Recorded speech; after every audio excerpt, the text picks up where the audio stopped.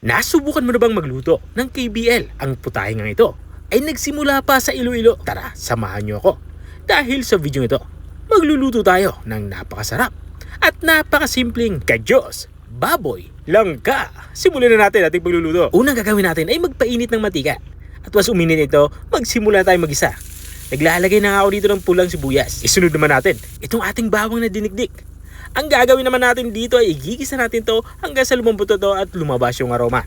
At once ganito na ang itsura ng ating panggisang sangkap, ilalagay na natin itong ating karning baboy. Ang ginagamit ko dito ay liempo or pork belly. Pero pwede kayong gumamit dito ng ibang parte katulad ng pata o kaya naman kasim o lamay.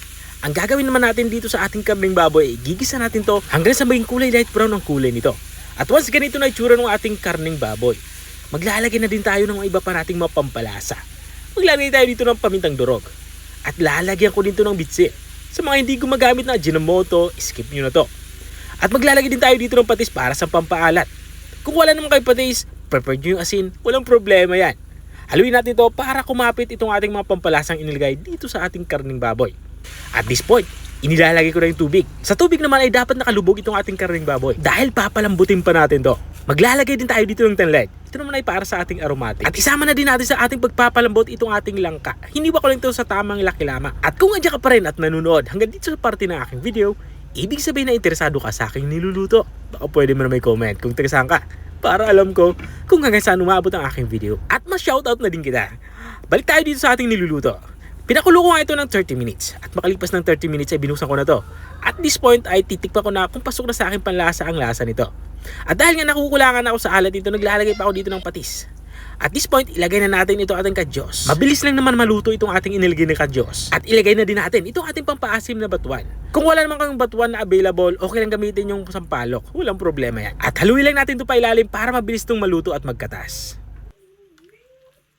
At this point ay tatakpan ko na to at papakuloyin ko po to ng mga 10 minuto. At makalipas ng 10 minuto ay binuksan ko na to. Dito sa parting ito ay sigurado akong lutong-luto na nga itong ating ulam pananghalian. Pero hindi pa tayo tapos dahil may ilalagay pa tayong panghuling sangkap. Ito nga yung gulay na talbos ng kamote. Pero ito naman ay optional. Kung wala kayong ganito ay skip nyo na to. At maglalagay din ako ng sili para may kaunting anghang naman. 2 pirasong green na sili nga yung aking inilagay. At tatakpan ulit natin to kahit mga 1 minuto. Tuluyan lang maluto yung ating inilagay na gulay. At makalipas nga ng 1 minuto ay binuksan ko na to. Dito sa parte ito ay pwede na natin i-serve itong ating ulam pananghalian. Kaya naman kumuha ka na ng kanin at sabayan mo na akong kumain. Ito na nga yung ating kadyos, baboy, langka. Kung nakarating ka hanggang dito sa dulo na ang video, maraming salamat sa panunood. At kung nagustuhan mo naman yung bago nating reseping binahagi, baka pwede mo naman to i-share. O siya, agad dito na lang ako. Kita-kita ulit sa mga susunod kong mga videos. Paalam! Bye-bye!